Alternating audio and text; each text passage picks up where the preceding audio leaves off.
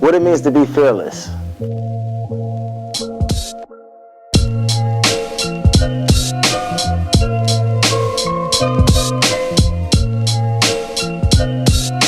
Fearless is getting edgy. Doing however I feel in life, no matter what the loss may be.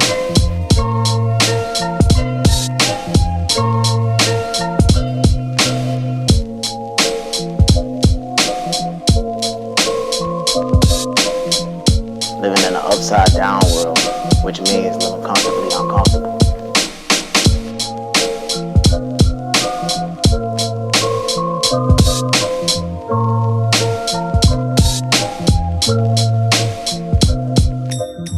My name is Mike Merrill, and this is what it means to be fearless.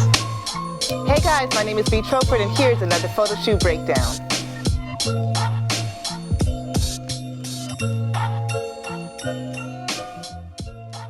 Alright guys, so I had the amazing opportunity to work with actor Mike Merrill, who's one of my good friends here in Atlanta, who you guys will be seeing on your TV screen very, very soon in some new seasons of All American, which I'm so proud and so happy for him. And he actually landed a partnership and a deal with Fashion Nova. So we wanted to create some great images showing off the new wardrobe. Alright, so for this setup, I used one of my favorite lighting setups, which is a 3-light setup. For the key light, I had the octabank aimed towards the subject. For the fill light, I had the medium strip on the floor aimed towards the subject. And for the rim light, I had the medium strip aimed towards his back to create some nice separation between him and the background.